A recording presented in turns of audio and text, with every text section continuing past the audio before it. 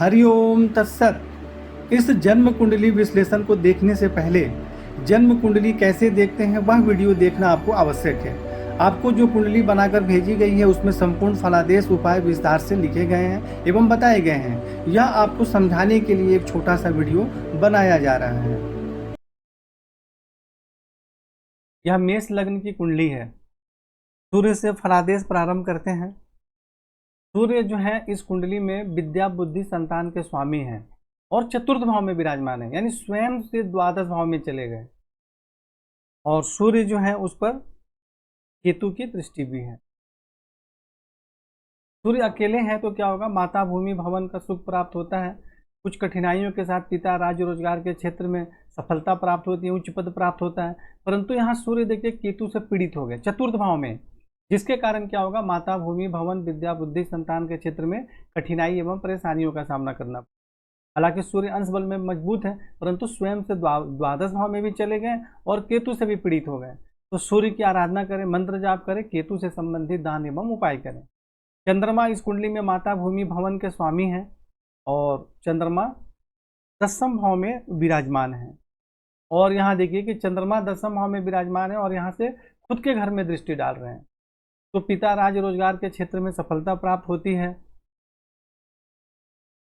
माता भूमि भवन का श्रेष्ठ सुख प्राप्त होता है। और ऐसे व्यक्ति को कई बार रोजगार के लिए जैसे भ्रमण करना पड़ता है या टूर करना पड़ता है, तो ऐसे में भी रोजगार में सफलता प्राप्त होती है। परंतु यहाँ देखिए चंद्रमा भी राहु से पीड़ित हो गए। चंद्रमा अकेले थे तो यहाँ कोई समस्या नहीं थी, अच्छा योग था। लेकिन चंद्रमा दसम भाव में राहु से पीड़ित हो गए तो क्या होगा, अब यहाँ पर पिता राज रोजगार के क्षेत्र में भी परेशानी होगी, माता भूमि भवन के सुख में भी कठिनाई एवं परेशानियों का सामना करना पड़ता है, मानसिक परेशानी भी बनी रहती है। तो इसलिए यहाँ चंद्रमा का मंत्र जाप करें, सफेद चंदन का तिलक लगाएं और राहु से संबंधित दान एवं उपाय करें। देखिए सूर्य भी पीड़ित हो गए और यहाँ चंद्रमा भी पीड़ित हो गए। तो सूर्य जो होते हैं वो आत्मा के कारक होते हैं, चंद्रमा हमारे मन के कारक होते हैं। तो इस प्रकार पीड़ित होने से जीवन में सही प्रकार से उन्नति नहीं होती है। जब इनकी दशा वगैरह आती है उस समय ज़्यादा परेशानी होती है। मंगल इस कुंडली में आपके लग्नेश हैं और आयु भाव के स्वामी हैं और तृतीय भाव में विराजमान हैं। तो यहाँ विराजमान होने से पराक्रम में वृद्धि होती है, भाई बहन का सुख प्राप्त होता है, शारीरिक स्वास्थ्य सौंदर्य सम्मान एवं प्रतिष्ठा में वृद्धि होती है और आयु में भी वृद्धि होती है। यहाँ से मंगल षष्ठ भाव में दृष्टि डाल रहे हैं तो शत्रु पक्ष पर प्रभाव रहता है, नौकरी में भी सफलता प्राप्त होती है। और नवम भाव में दृष्टि डाल रहे हैं तो भाग्य की विशेष उन्नति होती है, धर्म का पालन करते हैं, उच्च शिक्षा अच्छी प्राप्त होती है। और यहाँ से अपने दसम भाव में उच्च राशि में दृष्टि डाल रहे हैं तो पिता राज्य रोजगार का श्रेष्ठ सुख प्राप्त होता है। अभी आपने देखा कि जैसे सूर्य यहाँ पे अच्छा फल दे रहे थे लेकिन पीड़ित हो गए, चंद्रमा दसम भाव में पीड़ित हो गए तो पिता राज रोजगार के क्षेत्र में परेशानी का योग बना रहे थे। परंतु मंगल यहाँ क्या कर रहे हैं, पिता राज रोजगार के क्षेत्र में सुख सम्मान एवं सफलता का योग बना। तो इस प्रकार हमारे जीवन में अच्छे बुरे समय आते हैं। अब जब मंगल का समय आएगा तो रोजगार में बहुत अच्छी सफलता प्राप्त होगी।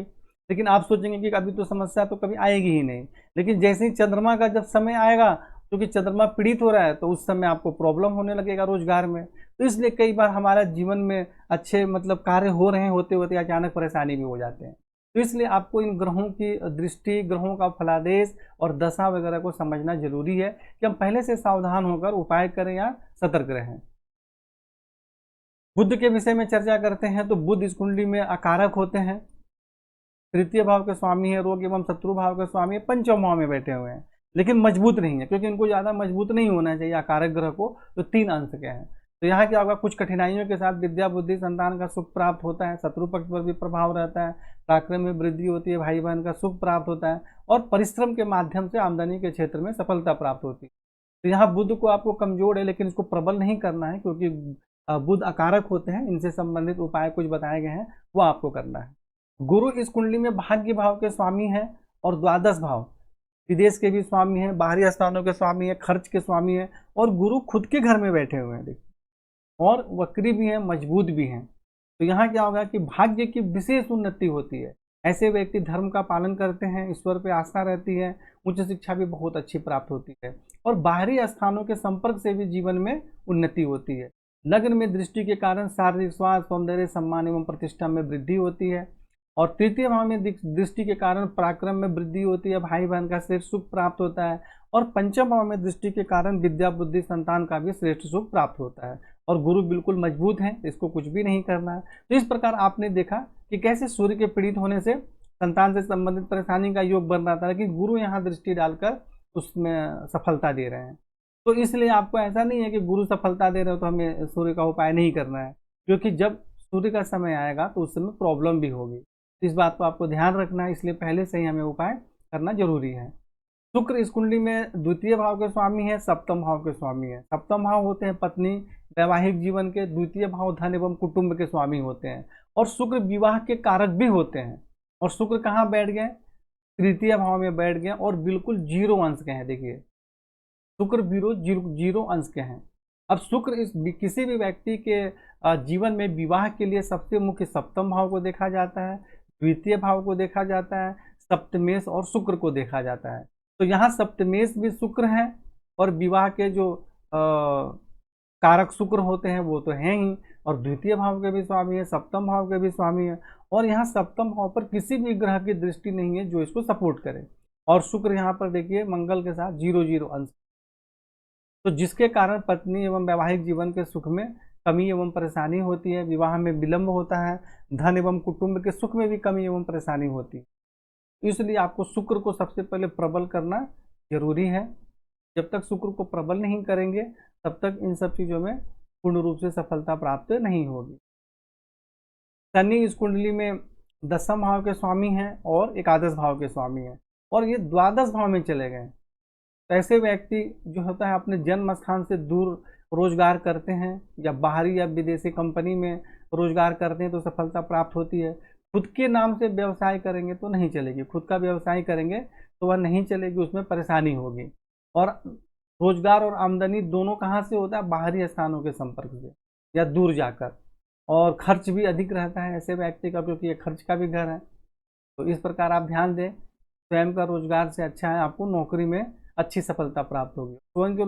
स्वयं का व्यवसाय करेंगे तो उसमें पूर्ण सफलता भी प्राप्त नहीं होगी, और बाहरी स्थानों के संपर्क से आपको जॉब में या नौकरी में सफलता प्राप्त होगी। यहाँ से शनि देख रहे हैं द्वितीय भाव में, तो धन एवं कुटुंब का सुख प्राप्त होता है। और यहाँ से शनि जो है वो षष्ठ भाव में देख रहे हैं, तो रोग एवं शत्रु का समन होता है, नौकरी में भी अच्छी सफलता प्राप्त होगी। षष्ठ भाव नौकरी शत्रु का भी होते हैं, ननिहाल पक्ष का भी होता है, वहाँ से भी अच्छा संबंध रहता है। और यहाँ से शनि देख रहे हैं भाग्य स्थान में गुरु के घर में, तो कुछ कठिनाइयों के साथ भाग्य की उन्नति होती। तो यहाँ आपको शनि से संबंधित सामान्य उपाय करने चाहिए। कोई बहुत ज़्यादा कोई परेशानी के योग नहीं बना रहे हैं, क्योंकि शनि यदि सूर्य चंद्रमा मंगल से संबंध बनाते हैं तो बहुत ज़्यादा परेशानी के योग बनते हैं। राहु के विषय में चर्चा करते हैं तो राहु देखिए यहाँ षष्ठ भाव में खुद विराजमान है, बुध के घर में विराजमान है। तो यह बहुत ही अच्छा योग है शत्रु पक्ष पर सफलता प्राप्त करने के लिए। नौकरी में भी बहुत अच्छी सफलता प्राप्त होती है, अच्छे पद मिलते हैं, और शत्रु पक्ष पर प्रबल प्रभाव रहता है, जल्दी कोई शत्रु विजय प्राप्त नहीं कर सकते हैं। परंतु यही राहु जब दसम भाव में चंद्रमा को देखेंगे तो पिता, राज्य, रोजगार, माता, भूमि, भवन, घरेलू सुख, इन सभी चीज़ों में परेशानी होगी, मानसिक परेशानियों का भी सामना करना पड़ता है। द्वादश भाव में शनि पर दृष्टि डाल रहे हैं, तो शनि जो है वो पिता, राज्य, रोजगार एवं आमदनी के स्वामी हैं, इनमें परेशानी होती है, और बाहरी स्थानों के संपर्क से भी कठिनाई एवं परेशानियों का भी सामना करना पड़ता है। और यहाँ से राहु देख रहे हैं द्वितीय भाव में, यहाँ दृष्टि डालने के कारण धन एवं कुटुंब का सुख प्राप्त होता है। तो इस प्रकार आपने देखा कि यही राहु षष्ठ भाव के लिए तो अच्छे हैं, द्वितीय भाव में भी ठीक है, लेकिन यहाँ चंद्रमा पर दृष्टि डालने के कारण परेशानी के योग बना। तो राहु से संबंधित आपको दान उपाय करने हैं। केतु यहाँ द्वादश भाव में शनि के साथ विराजमान है, तो वहीं बाहरी स्थानों के संपर्क से कुछ परेशानी होती है, अधिक खर्च के कारण भी परेशानी होती है, पैर के सबसे निचले भाग में चोट इत्यादि लगने की संभावना रहती है। और चतुर्थ भाव में सूर्य को पीड़ित कर रहे हैं, तो जिसके कारण माता, भूमि, भवन, इन सब की विद्या, बुद्धि, संतान, क्योंकि उसके स्वामी है सूर्य, तो इन सभी क्षेत्रों में परेशानी होती है। और यहाँ से केतु षष्ठ भाव पे दृष्टि डाल रहे हैं, तो शत्रु पक्ष पर तो प्रभाव रहता है, परंतु पेट में किसी प्रकार की बीमारी, ऑपरेशन इत्यादि भी होने की संभावना रहती है। और यहाँ से केतु दृष्टि डाल रहे हैं अष्टम भाव में, मंगल के घर में, तो पेट के सबसे निचले भाग में किसी प्रकार की बीमारी, चोट इत्यादि भी लगने की संभावना रहती है। तो इस प्रकार आप राहु केतु से संबंधित दान एवं उपाय करें। राहु केतु का रत्न आपको बिल्कुल भी धारण नहीं करना है। और संपूर्ण फलादेश आपकी कुंडली में लिखे गए हैं, उपाय भी संपूर्ण लिखे गए हैं, और आप इस वीडियो के माध्यम से भी देखकर समझने का प्रयत्न करें। हरि ओम तत्सत।